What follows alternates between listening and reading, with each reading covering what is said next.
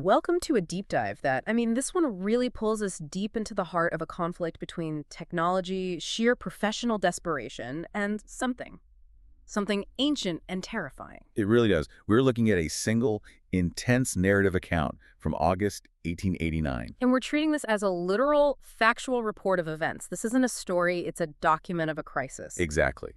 Our mission today is to meticulously break down the sheer psychological and, frankly, physical strain this man faced.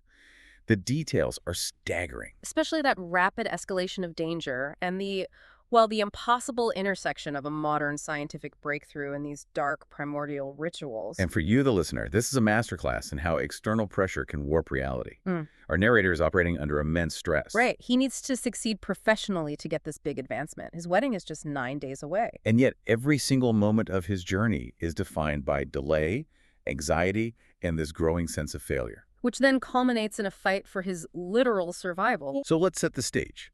It's San Francisco, August 1889. Our narrator is an auditor for the Tlaxcala Mining Company. He's deep in the throes of tree wedding planning. Life is good. Everything's on track. Professional ascent seems, guaranteed. Until the emergency. The assistant superintendent of their funk, mine number 3, a man named Arthur Feldon, has absconded. And this wasn't just him quitting. He took everything. Everything critical, all the stock records, securities, private papers. He leaves the company in what the account calls dire confusion. Just complete chaos. Exactly, complete chaos. Uh-huh. And President McComb's directive is swift, and it is blunt. Recover the papers at any cost. The pressure on our auditor is immediate, and he's never even met this guy, Feldon. He's only got these, what does he call them, indifferent photographs? Right, but he doesn't see that as an obstacle. He sees it as an opportunity. He calculates pretty quickly that successfully recovering these assets would boost his standing immeasurably. So personal life just gets shoved aside for professional gain. Instantly. He agrees to leave that very night. He commits, setting out at 8:15 p.m., with what he describes as a grim determination. In the beginning, he's still optimistic, right? He's fueled by these dreams of an early, triumphant return. Oh, yeah. He's imagining making his wedding, which is now delayed, a spectacular, almost ceremonial event. She starts the trip in the comfort and prestige of the president's private car, Reading instructions, making plans. formulating what he believes will be a straightforward capture plan. Before we even get to the chase, though, we have to understand the target. Arthur Feldon isn't just some disgruntled employee. Not at all. The instructions from Superintendent Jackson paint a portrait of a man in a state of deepening instability. Jackson had been worried about him for some time. He was secretive, right? Working in the company lab at all hours. Exactly. Unaccountably. Which suggests he wasn't just doing company research. This was some kind of highly personal, maybe illicit project. And the background gets even darker. It does. Feldon was strongly suspected of being implicated in ore thefts, working with a Mexican boss and local peons. And here's where you get a real insight into the company culture and Feldon's mindset. Yes, the native individuals involved, they were all discharged.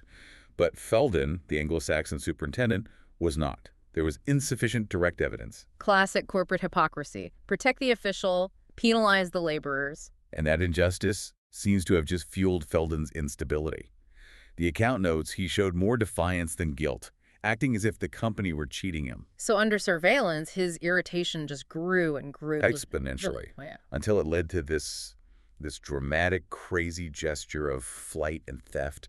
He clearly believed he was justified. And where does he run? He runs to the wild slopes of the Sierra de Melech. Yeah. And this detail is so important because it's not just a patch of wilderness. No, the description is chilling. It's a tall, myth-surrounded peak with the corpse-shaped silhouette. Exactly.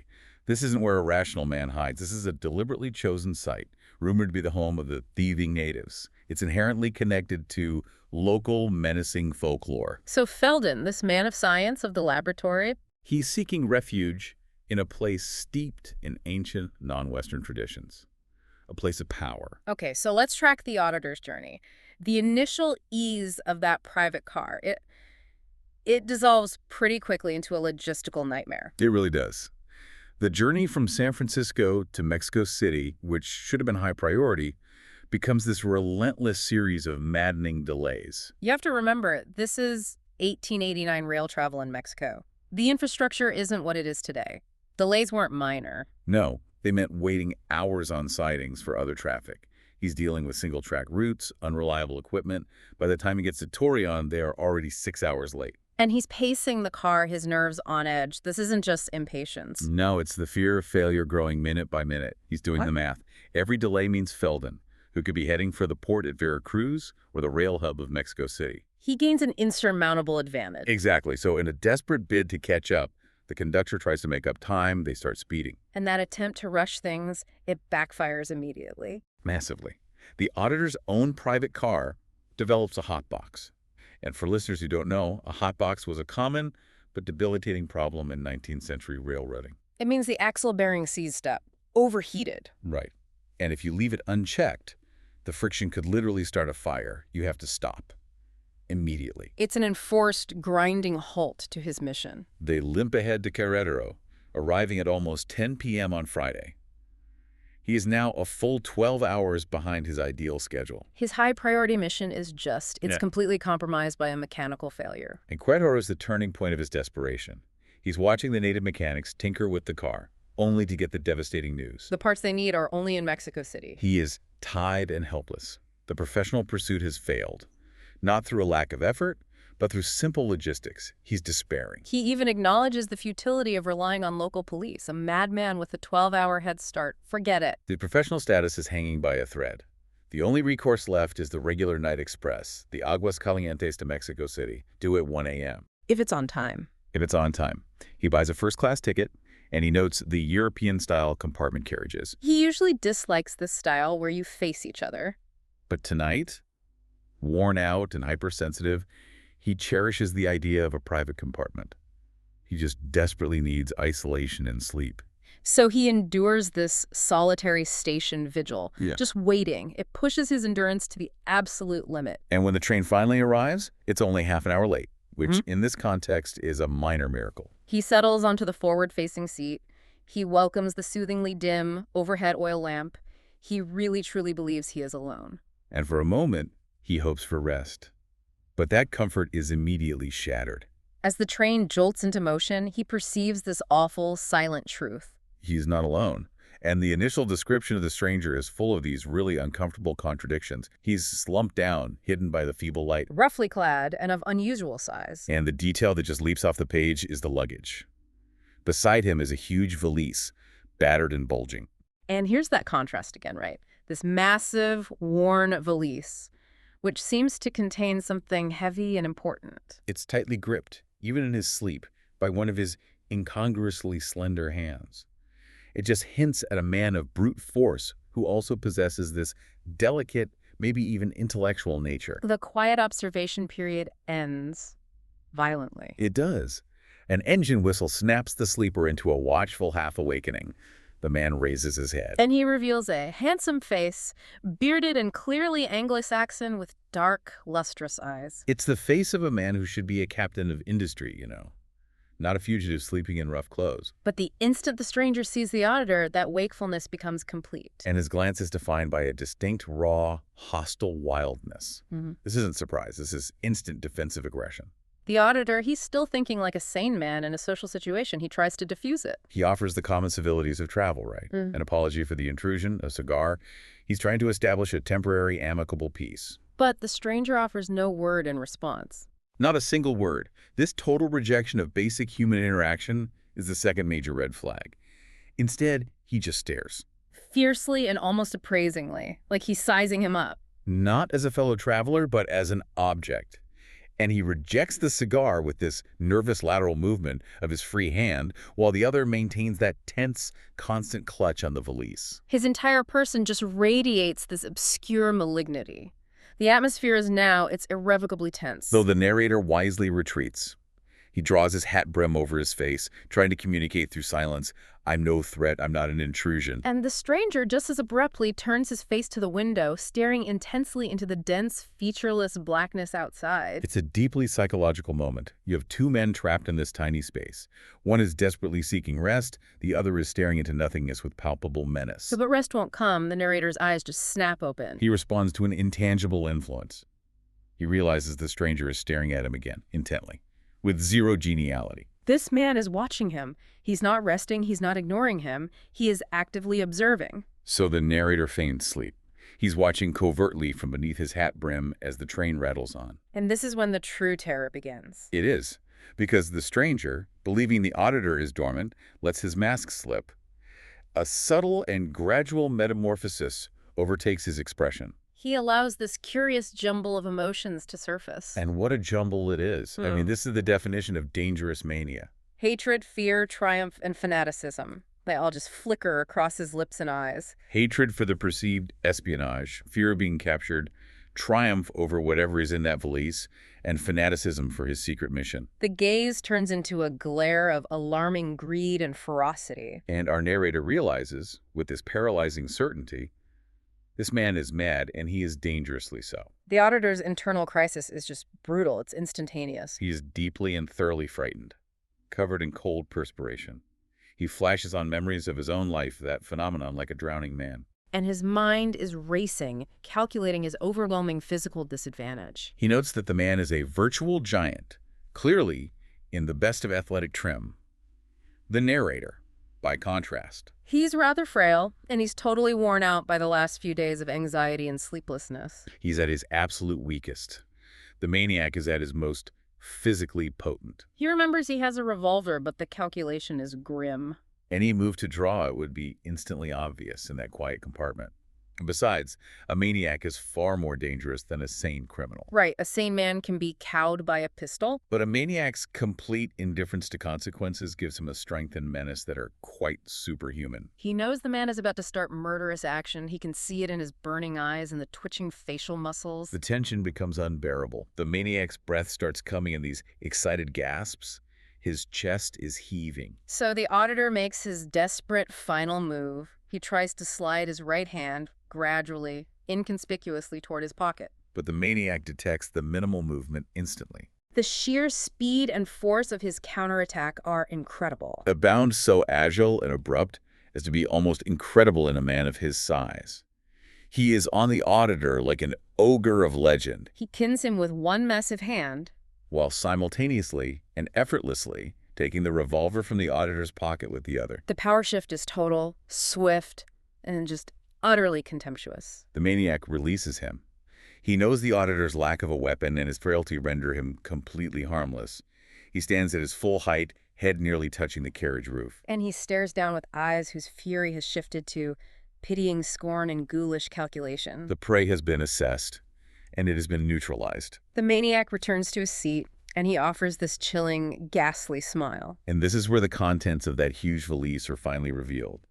He pulls out the central item. A large cage of semi-flexible wire woven like a baseball catcher's mask, shaped like a diving helmet. And there's a cord that runs from the helmet to the valise, which indicates there's a power source in there. And now, for the first time, we get words. But they're delivered in a deep, mellow voice of softness and cultivation.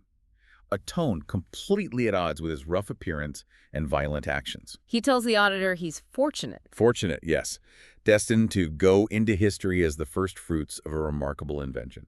The justification for murder is just so clinical and grandiose, vast sociological consequences. He needs an intelligent guinea pig. And then that bizarre, chilling detail. He mentions his prior success has only been on cats and burros. That blend of high-minded scientific purpose with the reality of animal testing, it's just so darkly comedic. It adds this layer of absurdity to the terror. And the auditor observes this mental flicker in the man, a vigorous gyratory shaking of his head as if he's clearing some kind of obstructing medium. The obvious madness recedes. It's replaced by a suave composure through which only craftiness gleams dimly. The man is cycling between his personalities, the scientist, the mystic, and the killer. And the auditor recognizes this as his first real opportunity. He tries flattery. A smart move. He tries to channel the maniac into a harmless intellectual discussion by asking about the invention's origin. It's the only way he can buy time. Appeal to the man's intellectual pride. And this opens the door to the inventor's dual obsession, which links this technological genius with a deep religious paranoia. The man explains his motivation. A need to remove everyone from the earth before Quetzalcoatl returns. Let's pause there for a moment. Quetzalcoatl, the feathered serpent. That's one of the most important deities in the Aztec and Mesoamerican pantheons, right? Absolutely. A god associated with wind, air, and creation. The idea that this man believes he must cleanse the entire earth before this ancient god returns immediately grounds his madness in a specific, powerful cultural context that is not his own. And the cleansing must be done elegantly. He stresses his hatred of butchery, calling hanging barbarously crude. And this brings us to the core reason for his fury, his rejection by the modern world. He references the New York legislature's decision the previous year to adopt electric execution. Which is a critical historical reference. This places the story precisely in 1889. The New York legislature had just approved the first practical electric chair, Which led to the infamous War of the Currents between Edison and Westinghouse. And our maniac dismisses their apparatus as primitive as Stephenson's rocket. For listeners, Stephenson's rocket was that groundbreaking but very rudimentary early steam locomotive from 1829. So to compare the cutting-edge electric chair of 1888 to a 60-year-old steam engine, it just shows the depth of his professional arrogance and self-perceived superiority. He boasts he knows all there is to know about men and death and electricity. And he offers these strange fragments of his biography. He claims he was in Maximilian's army 20 years ago. It's a crucial piece of context. Maximilian was the European archduke installed as Emperor of Mexico by French forces in the 1860s. An empire that collapsed in 1867. This places the maniac as an American or European soldier of fortune who fought for a lost imperial cause in Mexico, which explains his deep regional knowledge and his lingering bitterness. He reveals he lives in Rochester, New York, traveling back and forth to Mexico. Then comes that puzzling statement, "I hate greasers, but I like Mexicans," which he immediately resolves by separating the modern populace from the deep indigenous tribes in the mountains Anahuac to Noctitlan, the old ones. He then breaks into a chant invoking Huitzilopochtli, The Aztec god of war, the sun, and human sacrifice, and he names the ancient tribes. This confirms his complete immersion in ritualism. He claims to have visited the 7 caves of Chicamostoc, the mythical ancestral home of the Aztec people. He's telling the auditor this profound secret history, but only because, as he says, the auditor will never repeat it. The manic cycle then swings back hard to the electric chair. He derides the Albany apparatus as a joke. His mania solidifies around the paranoia of theft. Everybody is a murderer. They murder ideas, steal inventions, stole mine by watching and watching and watching. He is absolutely convinced that the good in the electric chair was stolen from him. A fact, he says, told to him by the ghost of Nezawalpili on a sacred mountain. His rejection by modern technology has been fused with a divine mandate from an ancient spirit. So he swings violently from that divine mandate right back into inventor mode. How does this testing phase change the threat level? It makes it imminent. The man steadies himself, stating explicitly the device needs testing. He provides the technical specifications. The wire hood is flexible. The electrodes touch the forehead and the base of the cerebellum, all that's necessary. He's mocking his rivals, the ones who think they need a head-to-foot affair and massive dynamos. His method, he boasts, uses a storage battery based on a secret principle. He says, "Do you know that atoms aren't what they seem?" Which suggests a genuine, albeit mad, technical genius. He believes he's achieved a miniaturization and efficiency that contemporary science had completely missed. And he connects that advanced physics right back to his cosmic purpose. The religious mania returns with the ultimate proclamation. He, Quetzalcoatl and Huitzilopochtli, will rule the world alone. But first, he needs subjects. And he asks the auditor, ominously, "Do you know whom I've chosen for the first?" The answer is chillingly clear. The auditor is now facing not just physical assault, but immediate ritualistic execution. He deploys his second tactic, co-optation. He tries to divert the thread by appealing to the maniac's professional aspirations. He suggests better subjects back in California. Politicians of San Francisco. And he promises to use his influence in Sacramento to secure a legitimate official hearing for the invention back in the States. He is offering legitimacy instead of ritual. But the maniac answers civilly, but firmly refuses to go back. He swore off the states after the Albany rejection and what he calls the spying. However, he insists on American subjects without returning to the States. He dismisses the local Mexican subjects as being under a curse and too easy. And the full-blood Indians are sacred and inviolate, except for proper sacrificial victims. He needs a gringo, but he will not be caught on American soil. He then cuts short the temporizing with an air of real dignity. The command is simple. That'll do, we've trifled long enough. Get up and stand erect like a man. And he frames the execution as an honor, transferring the victim to eternal glory, like an Aztec sacrificial victim thanking the priest. As our narrator gets up, the maniac draws a cord from the valise, holding the wire helmet out in both hands. He achieves this look of real exaltation. Like a radiant Hellenic mystagogue or hierophant. And you see that bizarre blend again. He starts chanting classical Greek names. Linos, Sakis, Tialmenos, Zagreus, Dionysus, Odysseus. These are names associated with ancient Greek mystery cults and ritual suffering, right? Exactly. Felden's madness is this horrifying mashup of global ritualistic traditions and cutting-edge physics. And in this moment of ritualistic posturing, the auditor notices the signal cord overhead. He attempts a desperate tug. He tries to integrate the move into his own ritualistic fashion response, shouting, Evo-E. But it's useless. The maniac sees his purpose instantly and moves his hand to the coat pocket containing the stolen revolver. They stand frozen, like carven figures, before the maniac just demands, make haste. The narrator is now utterly trapped. The train is moving too fast to jump. Mexico City, and safety, is minutes away, but he has to play for time. His life depends entirely on running down the clock to the terminal. And the primary fear he analyzes is just brilliant. He's not sure the device is even deadly. Right, but he knows the maniac's reaction when the experiment fails will be murder. Disappointment will transform into a red chaos of murderous rage. And he'll be shot with his own gun. So his strategy isn't just to delay the execution, but to have a pre-planned explanation for its failure. He decides to delay the hood application, and if that fails, he'll deliver a prophecy to convince the maniac he's a seer or initiate, someone deserving temporary sacred protection. He has to delay. The first stall is the veteran will-making ruse. He asks for the privilege of leaving a final message, disposing of his money and effects. He asks the maniac to lend him paper and agree to mail the contents. And the maniac, appealed to by this basic human formality, actually agrees. He finds a pad in his valise. But the auditor maximizes the delay within the delay. He produces his pocket pencil and artfully breaking the point at the outset. This is so smart. It forces the madman to search for a tool and then sharpen the broken pencil with a large horn-handled knife he keeps in his belt. And that small, mundane detail, the use of that horn-handled knife for a clumsy sharpening, is going to be crucial later for external validation of this internal nightmare. The writing process is excruciatingly slow. The auditor writes largely gibberish, random scraps of literature, making the handwriting as illegible as possible to prevent immediate detection. He's literally creating 4 pages of worthless garbage while reflecting on the slowing tempo of the train wheels. A funeral march. The writing itself is a monument to bureaucratic delay in the face of imminent death. After 4 pages, the maniac checks his watch and demands he finish. The auditor hands over the sheets. And here is the first piece of physical evidence that transcends the compartment.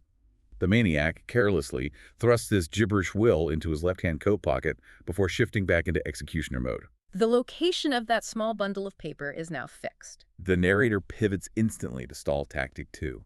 It's a brilliant appeal to the man's core psychological weakness, his identity as a disappointed inventor. He suggests writing a letter of introduction to influential friends in Sacramento, and, critically, providing a signed sketch and description of the executioner. Why?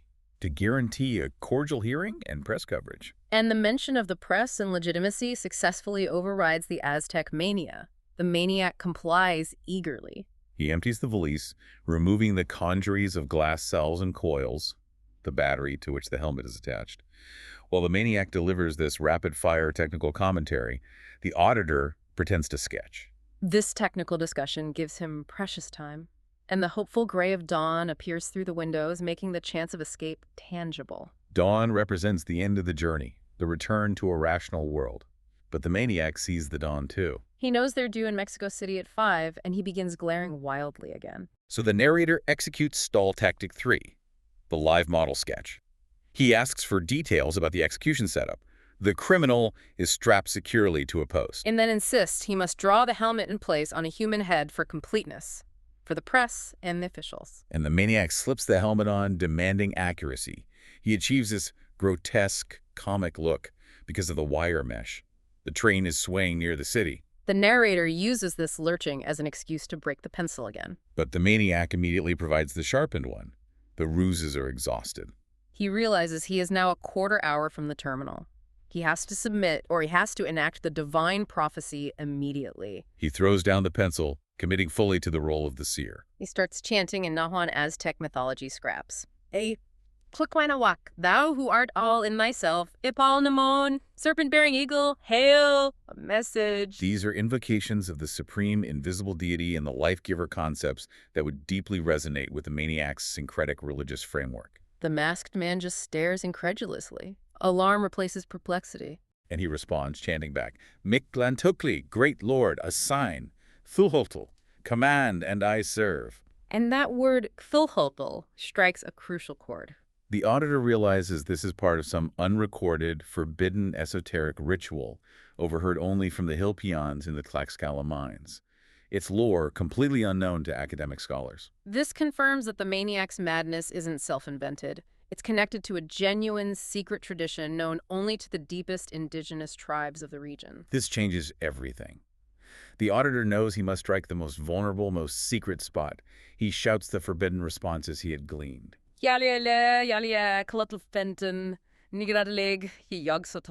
need to pause here for you, the listener. These names, Cthulhu, Arli, Yog-Sothoth, are clearly not standard Aztec mythology. They suggest an alien, cosmic horror element bleeding into the indigenous lore that Felden was tapping into. So the auditor, by using these specific, powerful, forbidden words, he's not speaking Aztec. He's speaking a language of cosmic terror derived from the region's secret spiritual landscape. And that exact sequence triggers a catastrophic response.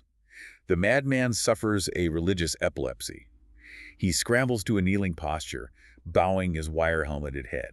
And he's repeating the syllable, kill, kill, kill, in this rapidly swelling monotone. The auditor has wildly overreached. He's unleashed a mounting mania that could lead to immediate impulsive murder. But the physical environment, aided by chance, intervenes. As the man's ecstatic turns increase to complete circles, the cord connecting the helmet to the battery on the seat winds tighter and tighter around his neck. The violence of his orgiastic frenzy yanks the battery right over the seat's edge. And here's the cataclysm. The impact of the falling battery is borne not by the glass cells, but by the rheostat, jerking the switch instantly to full current. We should clarify that mechanism. A rheostat is a variable resistor used here to control the flow of electricity from the battery to the helmet. It lets the inventor carefully dial up the current. But when the battery falls, the impact violently moves that rheostat to the maximum setting. And the critical observation is that the invention was not a dream. The technology was real. And the full current surged into the wire helmet, now affixed to the maniac's head. The narrator witnesses a blinding blue auroral coruscation. He hears an ululating shriek more hideous than any previous cry, and he smells the nauseous odor of burning flesh. The combination of the sensory trauma and the utter impossibility of the event just overwhelms him. His overwrought consciousness gives way, and he sinks instantly into oblivion. The entire terrifying execution was completed in seconds. The next thing he knows, he's being revived by the train guard at the Mexico City station. A crowd is gathered outside. He braces himself for the scene of the crime, the charred corpse, the broken device. But the compartment floor is empty. And the guard confirms the auditor's isolation. His ticket was the only one sold for that compartment. He was the only person found inside. The guard, the doctor, spectators, they all tap their foreheads significantly. They're all suggesting the auditor is clearly mad, a victim of a severe delusion brought on by stress and feverish travel. He is completely shattered. He questions his own sanity, recalling his extreme anxiety and frayed nerves. He staggers to a cab, checks into the Fonda National, and telegraphs Jackson at the mine. He needs sleep, and he needs professional confirmation that his mission was at least still viable. After sleeping until the afternoon, he finds a telegram under his door that simultaneously confirms the truth and deepens the mystery beyond all comprehension. Jackson reports that Felden had been found dead in the mountains that morning. The news reached the mine around 10 a.m. And the papers? The papers were safe. The crushing irony, the entire harrowing trip, the nervous haste, the mental ordeal, it had been for nothing. Or worse, the target was dead, but the question of where and how the execution took place remains impossible. The timing suggests a terrifying supernatural linkage between that isolated railway compartment and the remote mountain cave. The auditor still has to deliver a report, so he takes the narrow gauge to mine number 3. And he meets Superintendent Jackson, who is completely oblivious to the auditor's trauma. And Jackson's report fills in the final, dark details about Arthur Felden's descent into mania. Jackson confirms Felden was always queer, sullen, constantly working on that secret mechanical device. He was obsessed with espionage and had been making long trips into the hills to participate in ancient heathenish ceremonies. He needed unholy amounts of money for boxes arriving from machine shops and laboratories. It confirms his split genius, doesn't it? Technology funded by theft, dedicated to ritual. Exactly. And the location of the tragedy was a hidden cave on the wild slope of the haunted Sierra de Malinche. The cave was only found because of the ongoing ritual chanting and, critically, the final cry. The searchers heard the activity at a time of impossible convergence. It had been close to 5 that morning. The precise moment the train was due in Mexico City and the moment the execution took place in the compartment. The search party heard the faint rhythms of noxious old native rituals, mixing Mictlanteuctli, the Aztec god of the dead, and those forbidden cosmic names, Thuholtl, Yarili, But it was interspersed with real white man's English. which confirms Felden was using his esoteric knowledge right up until the very end. Guided by the sound, they hastened up the slope. And they heard a terrible thing, a worse thing than any of them had ever heard before, the shriek. And they saw fetid smoke. Inside the cave, surrounded by hideous old Aztec idols and altars, covered with charred bones of recent burnt offerings of doubtful nature, they found the horror. Lying on the gravelly floor was the corpse. Felden, head burned to a crisp by some odd device he had slipped over it, a kind of wire cage. The device was connected to a rather shaken-up battery which had evidently fallen to the floor from a nearby altar pot. They immediately linked it to the electric executioner Felden had boasted of inventing. And the stolen papers were safe in his open portmanteau nearby. So Jackson leads the narrator to the shed where the body lay. The narrator is prepared for horror, but not for this supernatural convergence. He falters, recognizing the nightmare that had supernaturally dovetailed. The physical matches are meticulously cataloged.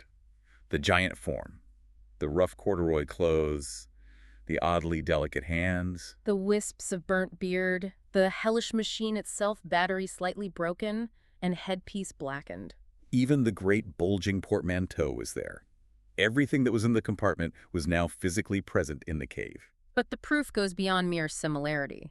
The unbearable evidence lies in two details sticking out of the coat pockets. First, the folded sheets of paper sticking out of the left-hand coat pocket. The exact location where the maniac had carelessly thrust the gibberish will the narrator had been forced to write.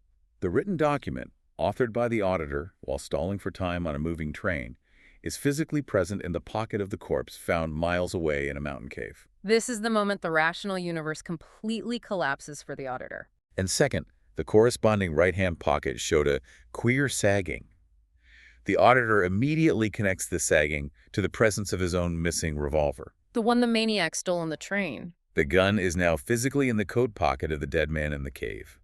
The sheer impossibility of this connection, the papers and the gun physically moving from the train to the cave, it throws him into immediate panic. When no one is looking, he seizes the sheets and crushes them. He's gripped by a need to destroy the evidence. He burns them that night with averted eyes. This is a crucial moment of psychological denial, isn't it? He actively chooses to destroy the only written evidence that would confirm the supernatural or impossible nature of his experience. He knows the coroners would later take his own missing revolver from that sagging right-hand pocket, but he never has the courage to ask about it. Why? Why the refusal? Because asking about the gun means having to explain how it got there. It means confirming that he was, by some impossible means, astral or otherwise, physically present in the caves. Or that the compartment and the cave merged reality for those 20 minutes. The simple act of checking on the gun would validate the madness that others already suspect him of possessing. He chooses blissful ignorance over sanity-shattering truth. And the final damning detail reinforces the impossibility. He checks his pocket pencil. It shows signs of a crude and hasty sharpening, unlike his usual precise pointing. Confirming the maniac had used the horn-handled knife on the pencil he broke to stall for time. Every single minute detail, from the moment he broke the pencil to the execution, happened in both places simultaneously, exactly on schedule. So the narrator returned home, his private car repaired. He crossed the Rio Grande back into the States with immense relief. His postponed wedding took place the following week. But the man was permanently scarred. He confesses he went home, puzzled, mercifully puzzled, perhaps. He tries to summarize the facts he can rationalize. Felden was insane, piled high with prehistoric Aztec witch lore. He was a genuine inventor. The battery must have been genuine stuff. He had been a soldier of Maximilian's, and too much disappointment had fundamentally broken him. He concludes that some unholy combination of influences was at work. When he tells his story, most people dismiss him as a plain liar. Others attribute the experience to abnormal psychology, which he admits is plausible given his overwrought state. But the theory that lingers, the one that perfectly explains the impossible evidence, is that of astral projection. Let's explore that for a second. The idea is that the auditor's zealous focus on catching Felden might have sent his thoughts, his spirit, or his consciousness directly toward him. And Felden, deeply immersed in Indian magic, might have possessed the esoteric knowledge required to meet and manifest those thoughts in a physical form. If the auditor's consciousness was physically projected, that explains why the gun and the handwritten papers, physical objects, could have been transferred from the railway compartment, a rational location, to the cave, a ritualistic one. The execution, then, was real in both places, happening simultaneously at the moment of convergence. And this leads to the unresolvable question, the very essence of the nightmare. Was the narrator physically in the railway carriage, or was he transported to the cave on the haunted mountain? The physical evidence, particularly the gun and the handwritten papers appearing in the cave, argues forcefully that the event was a single reality, somehow transcending the physical laws of distance and time. He concludes that he doesn't dare to speculate on the full truth. He has never been in Mexico since. The price of this knowledge, or this experience, is a permanent psychological scar. Which is why he holds a queer horror of electric executions. The topic gives him a shudder. Because he knows, perhaps uniquely, that the technological horror of the electric chair, the current, the science, can be combined with the ancient, forbidden magic of the world to create a reality so terrifying and impossible that no sane man can accept it. What stands out to you is the sheer impossibility of the timeline, yet its precision. The entire sequence on the train, the struggle, the gun, the stalling, the will, the final execution, it all happened around 4:30 a.m. And the finding of Felden's body and the device in the cave, miles away in the remote mountains, occurred exactly at 5 a.m. Confirmed by the searching party hearing the final shriek at the precise moment of the train's arrival. The details are too exact for coincidence. And yet the physical realities contradict one another. It's just, if we connect this to the bigger picture, we have an emotionally unstable genius rejected by modern science who turned his advanced knowledge toward an ancient ritualistic goal. And the auditor, fighting with bureaucratic delay and finally with forbidden cosmic language, accidentally triggered the technical flaw in the maniac's design. It's a terrifying thought, that his life was saved not just by chance, but by successfully channeling a language so secret and powerful, the forbidden lore of the hill peons, that it triggered the accidental self-destruction of his persecutor. All through a mechanical failure. The rheostat violently shifting to full current.